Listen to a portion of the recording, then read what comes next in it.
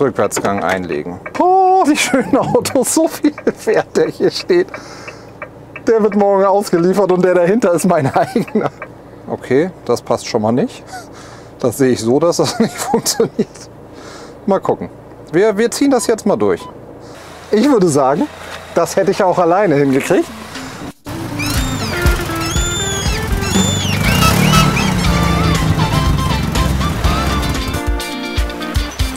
Hallo und herzlich willkommen bei Togo Reisemobile. Mein Name ist Markus Günther. Sein Name ist Lastrada Avanti EBF und er hat ein, zwei Funktionen, die ich euch heute zeigen will. Das heißt, im heutigen Video geht es vor allem um zwei Dinge.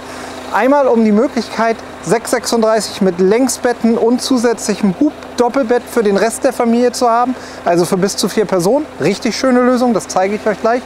Und dieser Wagen hat den 360-Grad-Parkassistent. Was sich dahinter verbirgt und was der kann, das wollen wir heute ausprobieren. Und ich bin richtig ein bisschen aufgeregt und bin gespannt, ob wir hinterher alle Autos in Zukunft damit bestellen oder lieber keine einzigen, weil bei den Assistenzsystemen ja jeder geteilter Meinung sein kann. Also für diejenigen von euch, die sagen, ich möchte vom Avanti EBF mehr wissen, ihr könnt gleich unten da sind so Sprungmarken auf dem roten Balken im Video, da könnt ihr hinspringen, wo es ums Auto geht. Für alle, die sagen, ich bin gerade dran, mir meinen neuen Fiat oder Citroën oder sonstiges zu konfigurieren, was verbirgt sich einfach hinter dem 360-Grad-Parkassistenten und ist das gut oder nicht? Damit starten wir gleich rein. Und für alle anderen, denkt unbedingt dran, den Kanal zu abonnieren, den Daumen hoch hier zu lassen und einfach heute hoffentlich ein bisschen Spaß bei Sonnenschein und einem wunderschönen Auto mit dem Video zu haben. Also los geht's, wir checken den Parkassistenten und danach den Avanti EBF auf Herz und Nieren. Also, um zu prüfen, was der Parkassistent kann, haben wir gedacht, wir bauen einfach beide Szenarien, wofür er da ist, einmal nach. Einmal rückwärts einparken. Hier ist zwar eine relativ große Lücke, die wir haben, aber man muss ganz klar auch sagen, er muss da diagonal rein. Und ich kann mir eigentlich nicht vorstellen, dass die Elektronik das gut macht, aber das werden wir gleich sehen. Und als zweites haben wir da vorne 2 Fahrzeuge geparkt, bei denen wir seitlich einparken wollen. Das ist wahrscheinlich das, was viel mehr das Szenario ist, was man nutzt. Für mich vielleicht 2 Ergänzungen vorweg, die man einmal sagen muss. So ein 360-Grad-Parkassistent heißt, der Wagen hat auch rundherum 360-Grad-Parksensorik. Ich glaube, das ist der springende Punkt, weshalb man so ein Paket kauft. Und diese Parkfunktion ist ein netter Nebeneffekt. Ich habe die selber in einem der PKWs, die wir hier in der Firma fahren. Ich benutze das kaum, weil in dem PKW ist es ehrlicherweise so, die Parklücken, wo es gut funktioniert, da komme ich alleine gut rein. Und da, wo es eng ist, sagt er, das mache ich nicht. Und ich befürchte, das wird hier genauso sein. Ich finde den 360-Grad-Parkassistenten, ohne ihn jetzt benutzt zu haben, glaube ich, trotzdem eine praktische Funktion, weil man sich einfach sicher sein kann, dass man nirgendwo gegenfährt.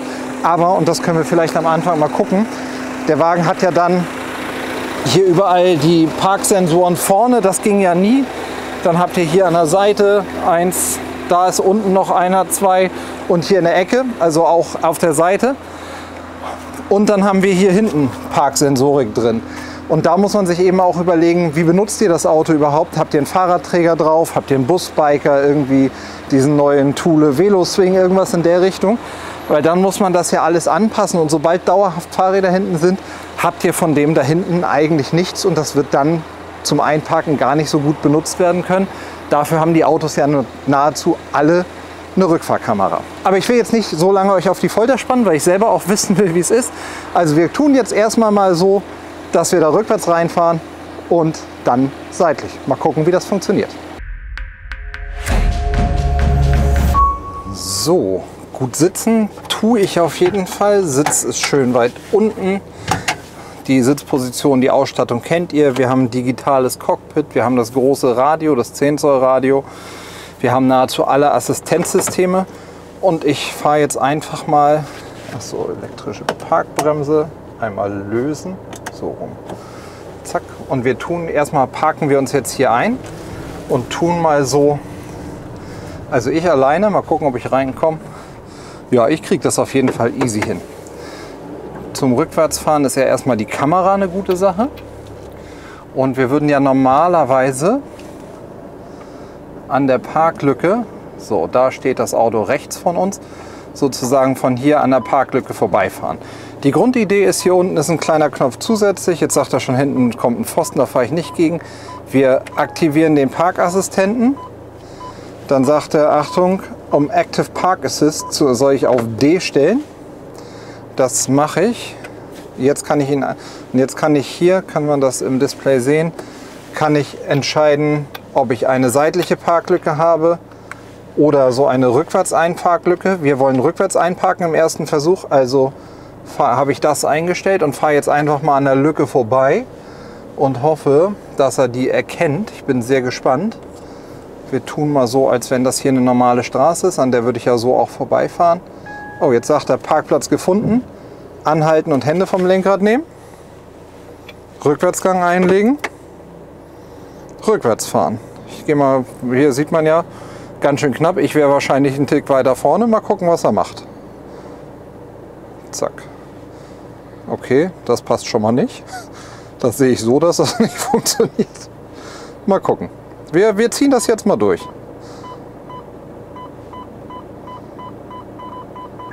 Stopp, anhalten, in D schalten,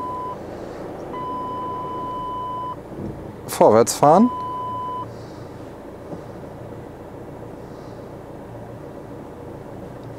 Da kommt ein Baum. Okay, da halte ich mal an, weil sonst fahre ich gegen Baum. Und jetzt will ich wieder rückwärts. Rückwärts fahren. Okay, das ist jetzt auch gemein, weil auf dem Parkplatz, ich glaube, er denkt nicht, dass die Autos, das wird nicht funktionieren. Das wird nicht funktionieren, meine Freunde, weil das wäre jetzt das gute Nacht.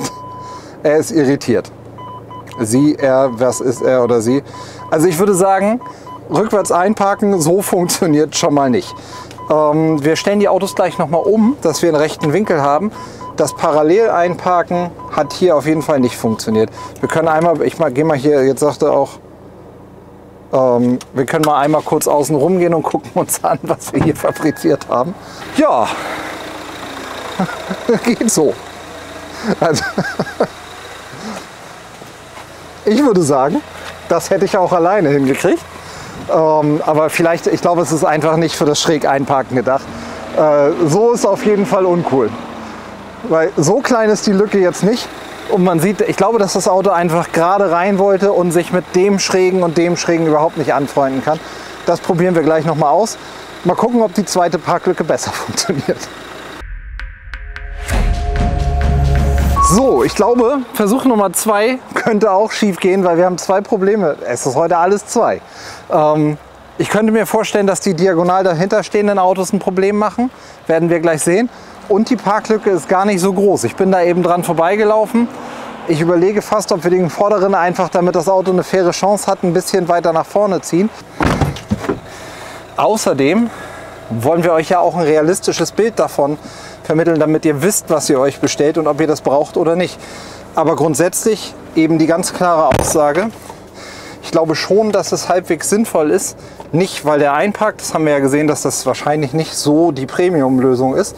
Es funktioniert aber in einem Pkw oft auch nicht so gut, sondern weil ihr einfach die Parksensorik drumherum habt. Und das ist sicherlich eine gute Sache, die da ist. So, jetzt fahren wir einmal hier im großen Bogen. Manchmal würde ich mir ein größeres Gelände wünschen, auch mit so einem schönen Offroad-Park und sowas. Jetzt kommen wir hier theoretisch ja unsere Park- und Spielstraße, alles schön eng zugeparkt. Und zwar wollen wir sind jetzt in D, guck mal, dafür zum Beispiel finde ich den Parksensorik, er sagt, da vorne ist was, das sehe ich jetzt selber, aber er zeigt wirklich in alle Richtungen alles mit an. Bleib mal kurz da. Wir wollen, das habe ich nämlich eben gesehen, wir blinken jetzt auf der linken Seite und suchen nach einem Parkplatz, weil das ja ungewohnt ist. Und dann fahren wir mal, ja, ihm ist das fast zu dicht. Habe ich heute aber auch extra dicht geparkt. Passt das mit den Spiegeln? Ja, passt. So, jetzt ist da die Parklücke. Jetzt fahren wir an der vorbei. Mal gucken, ob er sagt, die passt mir. Ich fahre mal bewusst langsam. Suche läuft, Suche läuft. Parklücke gefunden. Also er sagt, er kommt rein. Vorwärts fahren. Ja, okay. Und wann, wie lange noch? Ach so, wahrscheinlich kann ich dann... Okay, das war mein Fehler. Man muss dann auch, wir fahren noch mal kurz zurück an der Parklücke vorbei.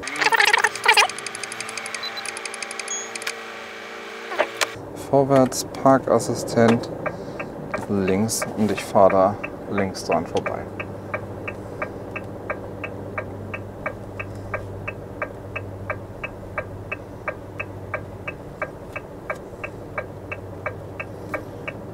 Parklücke gefunden. Vorwärts fahren, ich fahre mal so lange, Parkplatz anhalten, Hände vom Lenkrad nehmen. Habe ich. Rückwärtsgang einlegen. Oh, die schönen Autos, so viel fährt der hier steht. Der wird morgen ausgeliefert und der dahinter ist mein eigener. Mal gucken. Oh, das sieht aber, fühlt sich schon mal besser an als eben mit dem Parallel. Ich mache das mal hier bewusst langsam und versuche alles im Blick zu behalten. Oh. Das wirst du ja wohl sehen, oder?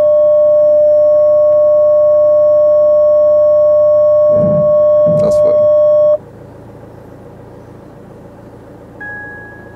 Stopp. In D schalten.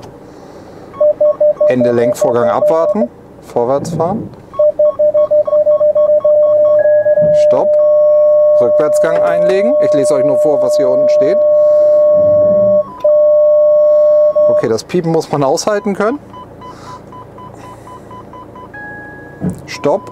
Anhalten. In D schalten. Ende Lenkvorgang abwarten. Vorwärts fahren.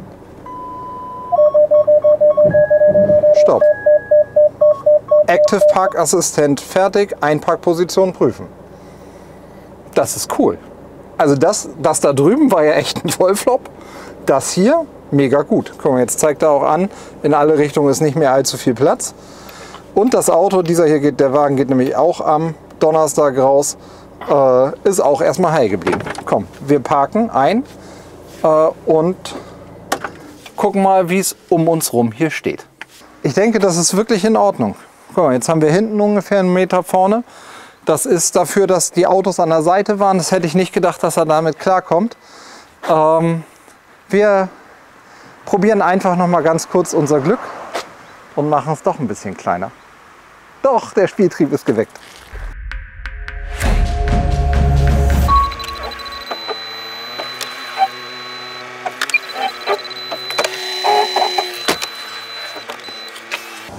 Also ich sag mal so schwer wie ich hier rauskam, kann ich mir kaum vorstellen, dass das Auto hier alleine reinkommt. Aber wir prüfen. Die Grundfrage jetzt ist ja auch, ob er sie überhaupt als Parklücke erkennt und mir vorschlägt.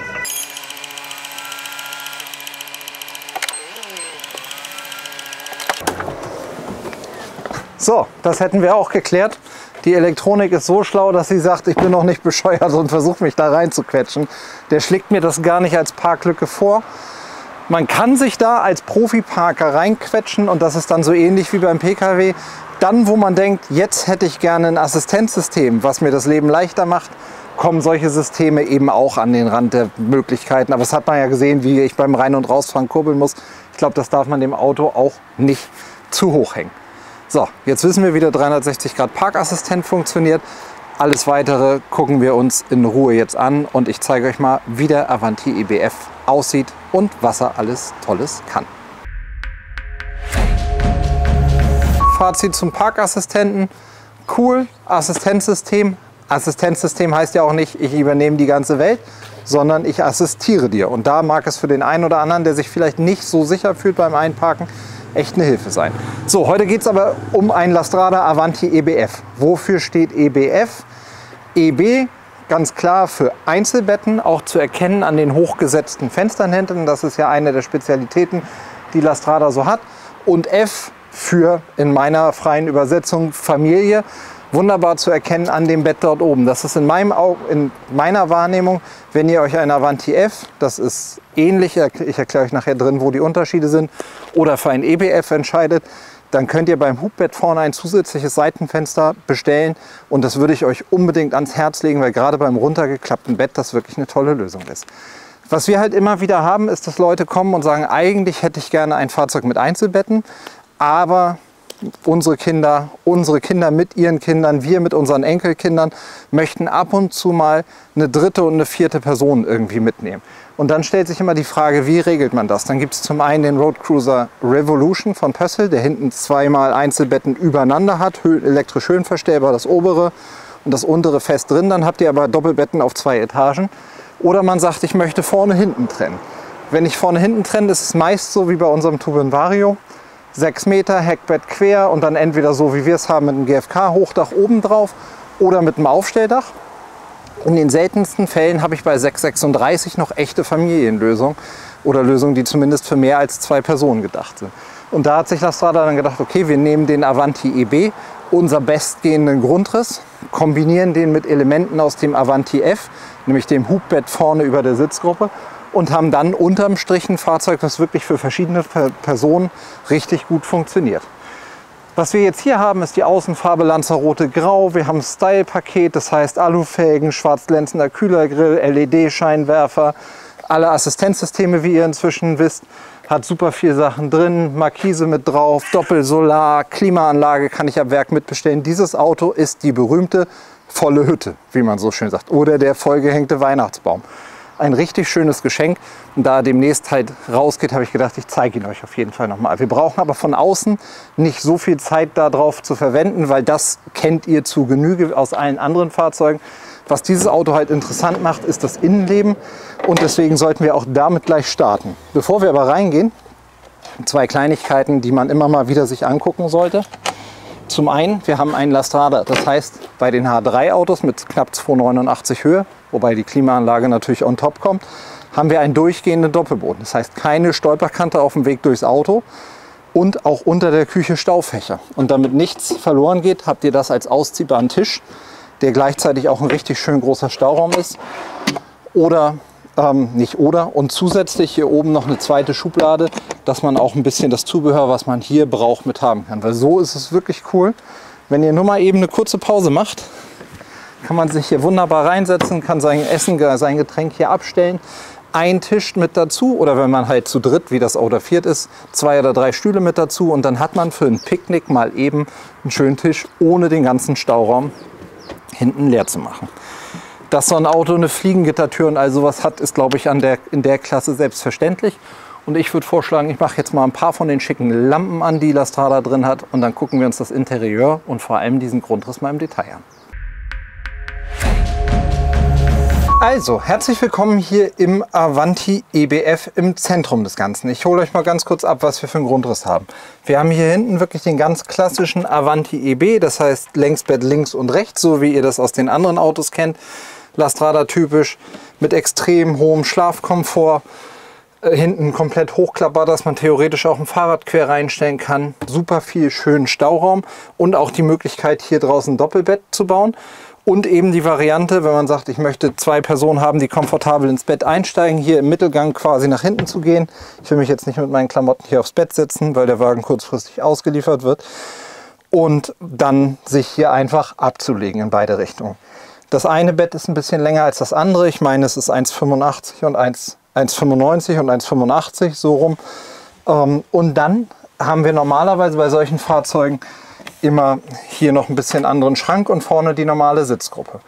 Jetzt hat Lastrada gesagt, wir haben ja in dem Avanti F ein schönes Hubbett, was wir zur Verfügung haben. Und am besten wäre es, wenn du mal einmal nach da hinten gehst und wir hier parallel so ein bisschen rumdrehen.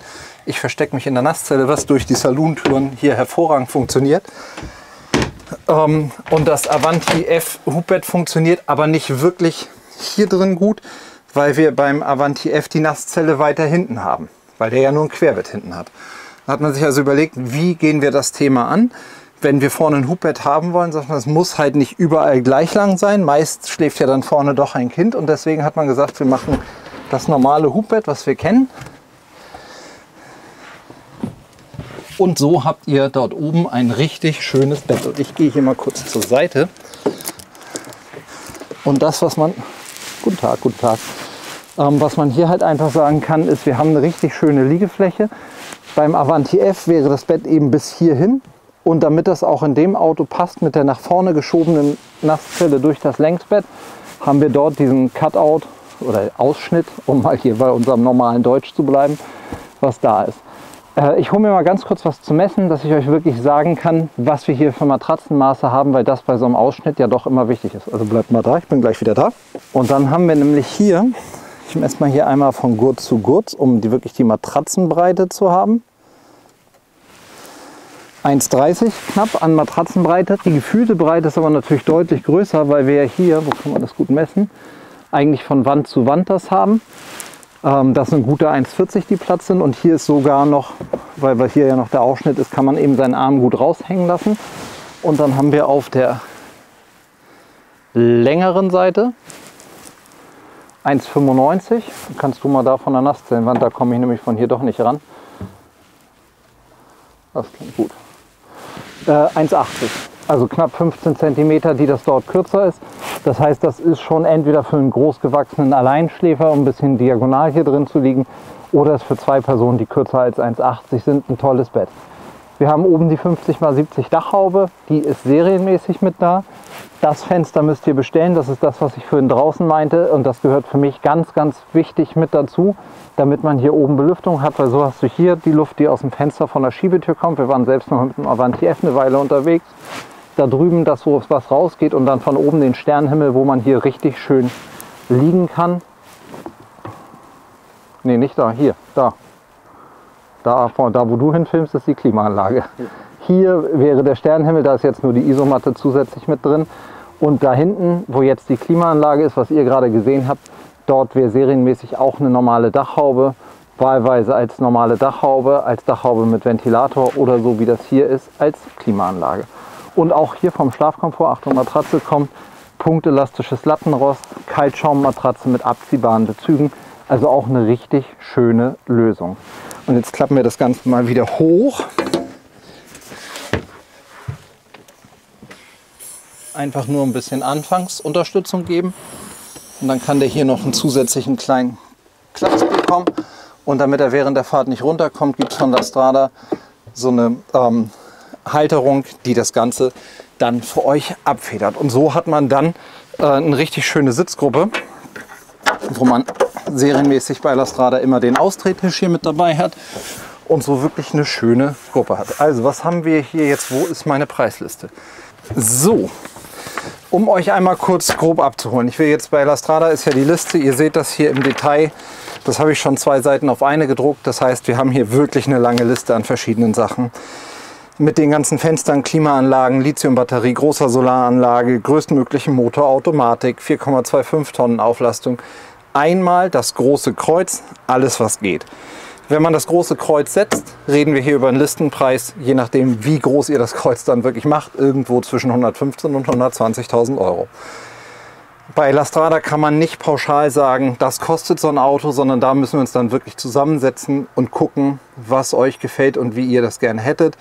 Das, was ihr hier seht, ist zum Beispiel Eiche hell, kombiniert mit Silverline Klappen, kombiniert mit Polsterstoff, jetzt muss ich schummeln und nachgucken, Alpino. Der Polsterstoff hier ist zum Beispiel serienmäßig mit dabei und kostet keinen Aufpreis.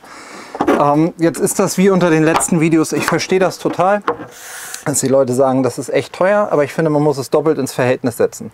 Einerseits muss man gucken, was kosten die günstigen Autos, weil günstig ist es leider auch da an der Stelle nicht mehr.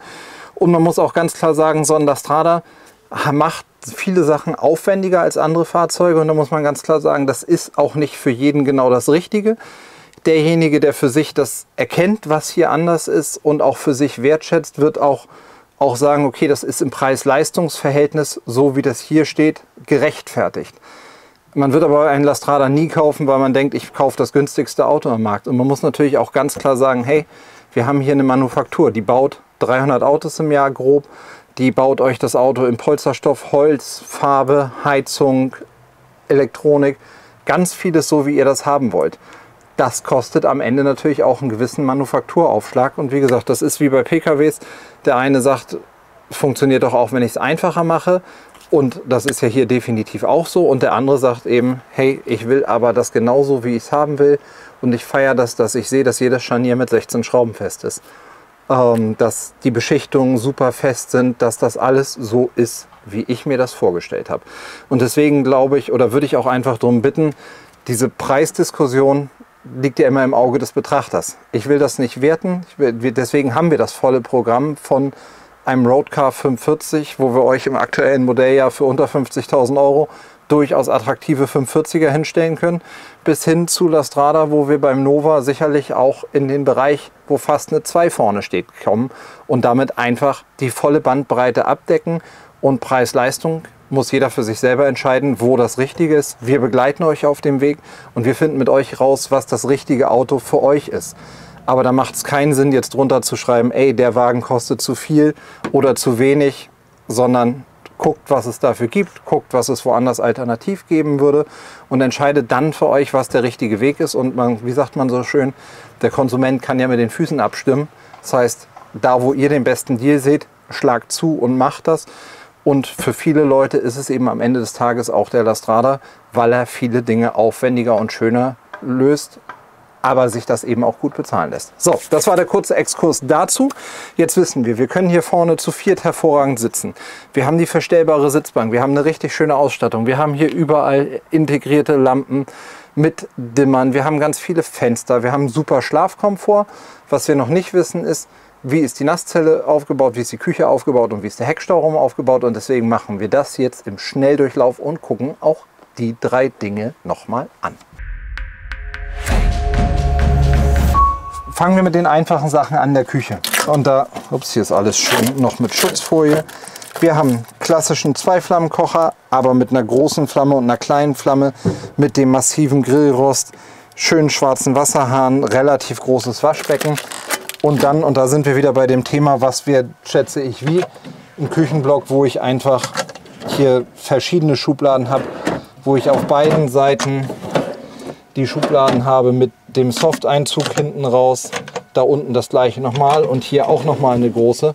Und da kann man natürlich auch immer sagen, hey, einfacher für mich wäre es einfach 2 oder 3 große Schubladen zu machen, dann spare ich mir als Hersteller das Geld für die Schubladen. Dann haben wir hier die Ablage, da liegt das Bett drauf, deswegen haben wir das kleine Gewürzregal da. Ein großes, wahlweise Fernsehfach, Gewürzfach, vielleicht für eine kleine Kaffeemaschine einen schönen Stauraum. Aber vor allem auch mit der intelligenten Lösung, das hier so ein bisschen zurückzuspringen, damit man ein bisschen mehr Raumgefühl hat und auch, weil das Auto ja, wenn ich so viel in so ein Auto reinpacke, durchaus eng ist, um das ein bisschen besser abzufangen. Der Kunde hier hat sich für einen Kompressorkühlschrank entschieden. Könnt ihr wahlweise als Kompressor oder als Absorberkühlschrank haben. Und dann unter dem Kühlschrank auch nochmal eine große Schublade. Und hier hinter sieht erstmal nur aus wie ein kleines Fach, aber wenn du da einmal um die Ecke guckst, ein Kleiderschrank, der durch den Doppelboden durchaus einen spürbaren Extra-Stauraum hat. Und die vielen Kleinigkeiten machen es am Ende des Tages. Hier, ihr habt hier eine kleine indirekte Beleuchtung, dass wenn man aus dem Bett kommt, man sich da eben schnell das Licht anmachen kann, ohne den anderen zu blenden, wenn der andere nicht aufstehen will. Das, was ich eben gesagt habe, wenn ich es aufklappe, jedes einzelne Scharnier, nicht eine Schraube links, eine Schraube rechts, sondern 4 links, 4 rechts.